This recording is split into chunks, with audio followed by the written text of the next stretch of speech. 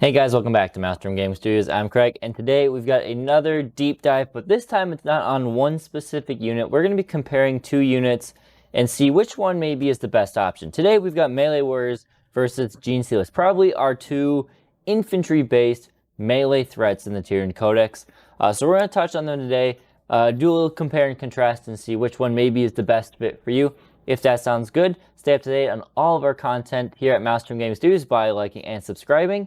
And we just want to thank all of our members. If you'd like to join membership, links down below. You get access to our special Discord and the occasional members only video. But all of you, we really thank you for supporting us. Allow us to keep doing what we're doing on a consistent basis.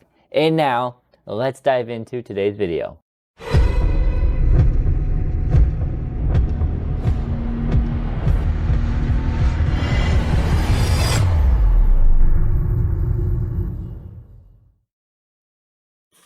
So like many of our deep dives, we have a number of things we're going to cover. We'll go over their basic stats a little bit. We'll see how they fare into each detachments, some general play style with them. We do have a damage comparison. We'll talk about a little bit of their durability comparison because that is important in this, and sort of wrap it up in a conclusion here for today. So let's start off with Melee Warriors and a Prime. Specifically in this video, we are looking at 6 Melee Warriors with a Prime versus 10 Genestealers and a Broodlord, because those two go back and forth in points overall to see which one is maybe the best option. So the Melee Warriors with the Wing Prime, they provide a pretty fantastic punch to the front lines, though they are also somewhat of a fragile unit. So the Warrior itself is a movement of 6, toughness 5, 4 up save, 3 wounds, leadership 7, and OC 2, which is nice. The leadership 7, they're synapse creatures, so they'll always get those 3d6. Their melee weapons are 6 attacks hitting on 3s, strength 5 with synapse, they're strength 6, AP 2, 1 damage, and they are twin linked. So strength 6 twin linked is a good number because most things you're going up against cap out at toughness 11. There's an occasional toughness 12 thing in there, but still 5 twin linked is pretty good against the toughest of opponents. Otherwise you're looking at 3s or 4s twin linked. It also has this adaptive instincts ability, which you pick one of two things every single time. You should take the reroll hit rolls of 1. You either get reroll hit rolls of 1 or you get reroll saving throws of 1, which is really bad. I mean, if these guys were Terminators with a 2 up save or Marines with 3 up save, maybe rerolling saving throws of 1 would be okay. But because they only have a 4 up save and no invuln, they're just going to be, you're going to reroll 1 out of every 4 of your failed saves, and even then you got to reroll it to maybe a 5+. Don't take it. Go for the melee output. It's just that much better for them. Accompanying them, you have a Winged Tyranid Prime. So this thing has a 12-inch move, so you can do the classic deep or leapfrog with it. So you start the Melee Warriors in front, and then you have the Winged Prime in back, and then the Winged Prime moves forward, so you gain, couple inches on the movement with them that way. Toughness 5 still a 4 up save, 6 wounds on the character here, leadership 7 and only OC 1. I always wondered why this was OC 1. I mean, I don't know, it's just a melee warrior, but character should be OC 2, whatever. Its prime talons are fine. They're lackluster, really. They're 6 attacks, hitting on 2s, strength 6, 7 with synapse, AP 1, damage 2. It is Alpha Warrior. The important part why you take a Prime is it gives the whole unit sustain hits 1.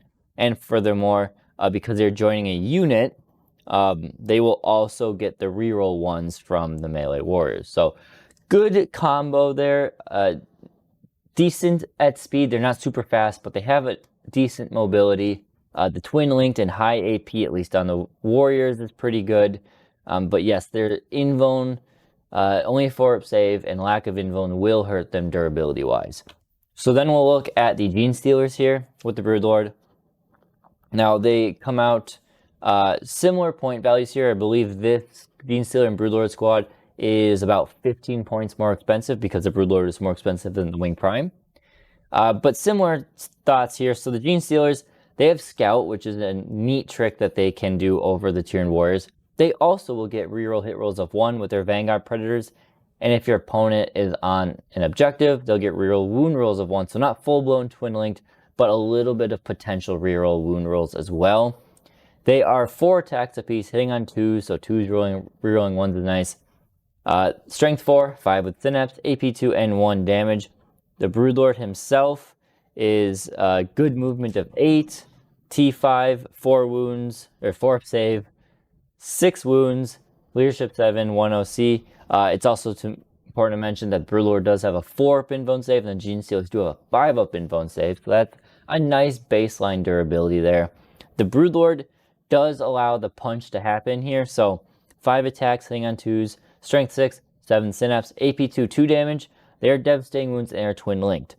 Furthermore, the vicious insights of the Broodlord gives all of the Genestealers twin linked as well.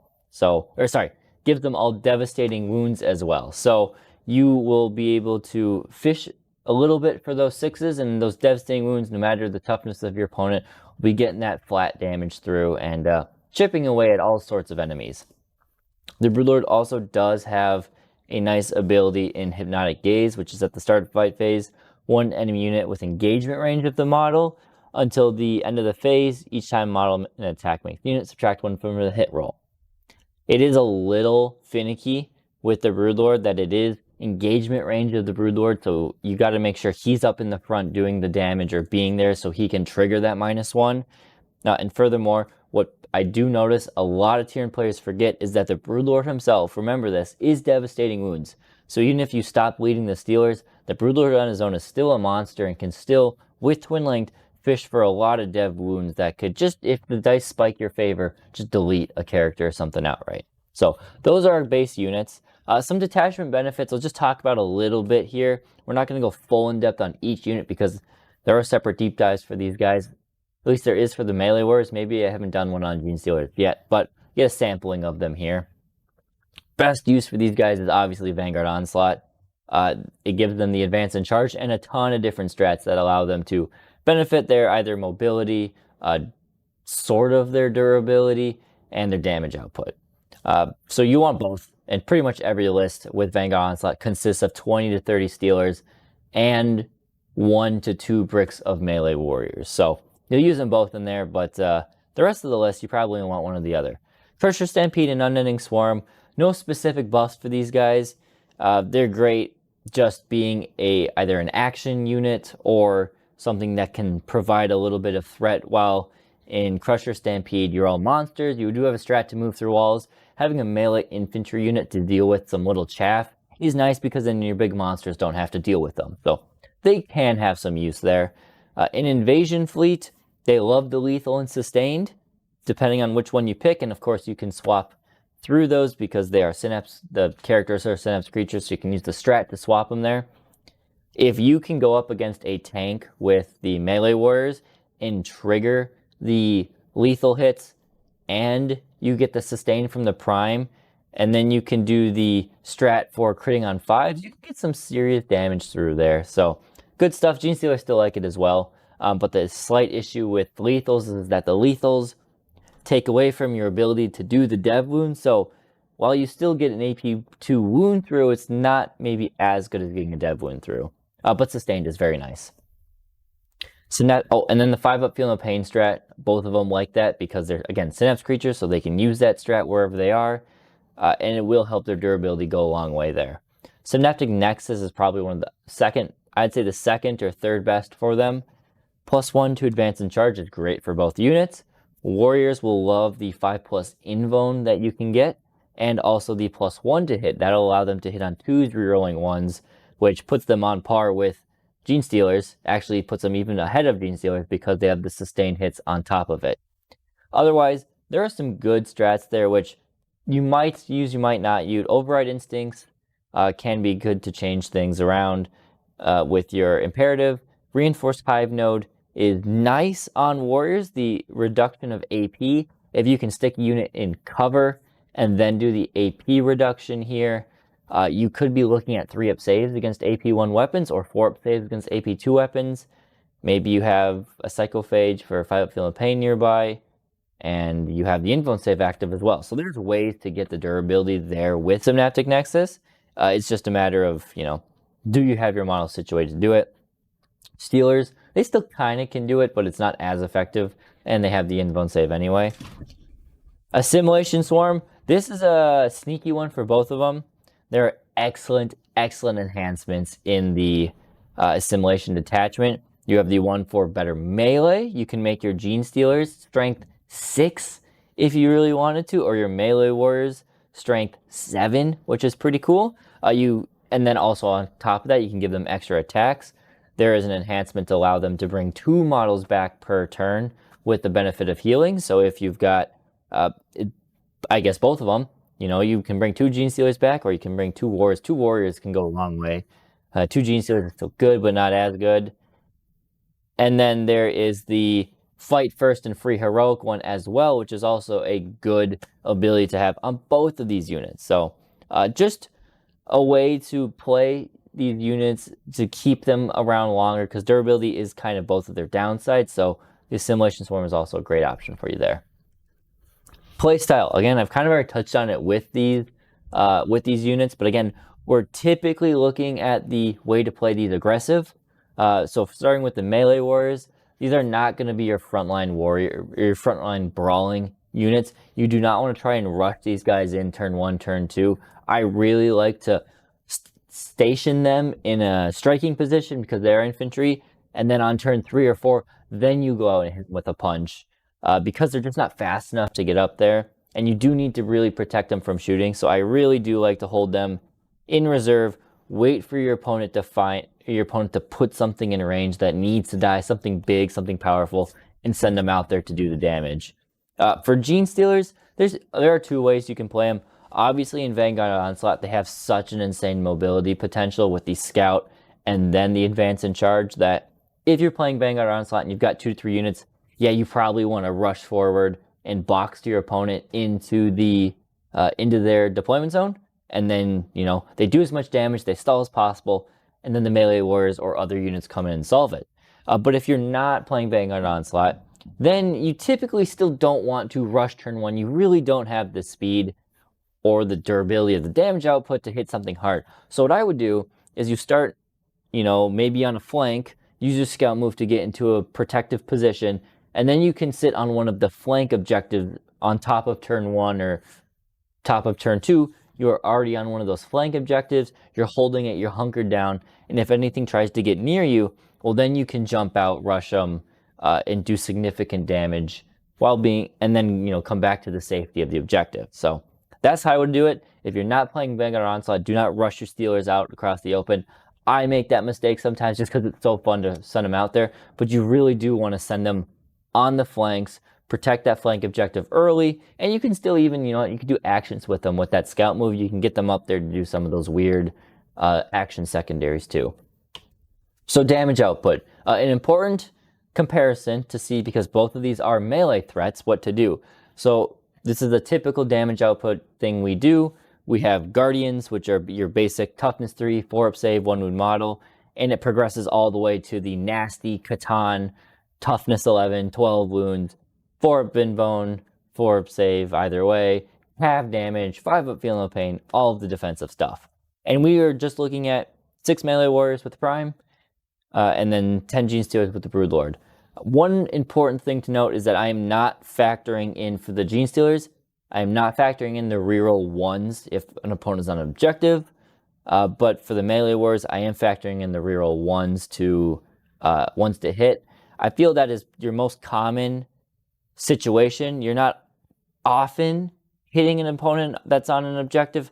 You can be, but it's more likely that that's not happening. So I'm going to factor in for this, you know, on the conservative side with the Sealers here. So killing poor Guardians or Guardsmen or whatever the case may be, both of these units absolutely slaughter units of those weak models. 30 for the Steelers, 30 for the Warriors and 26 for the Steelers. And it is pretty neck and neck. Intercessors, again, 12 of them. The Terminators, the Genestealers have a slight advantage because of that devastating wound to get through the invone.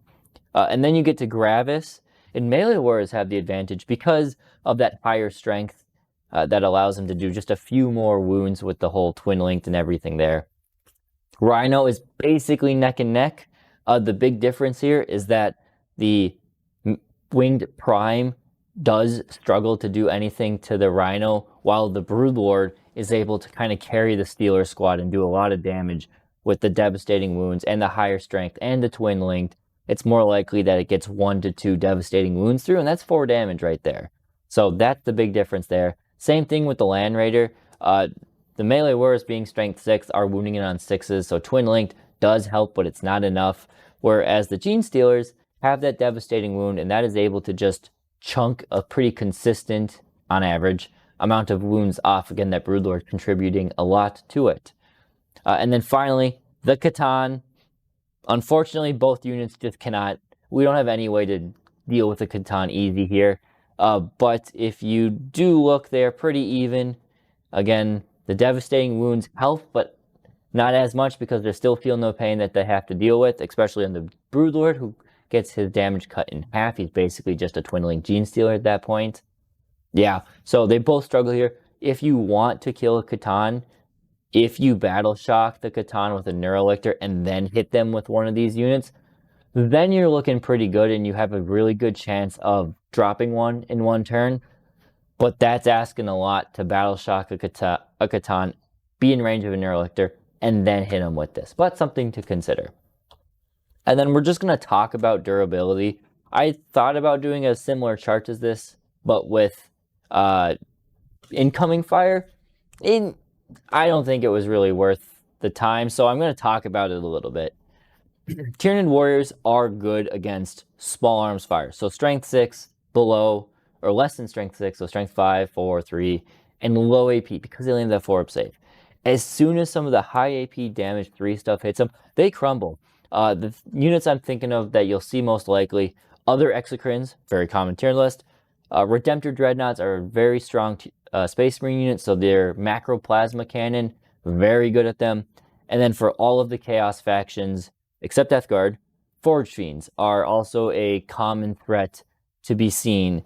And those things all have strength, 9 plus, AP 3 or higher on the plasma or the Space Marine plasma.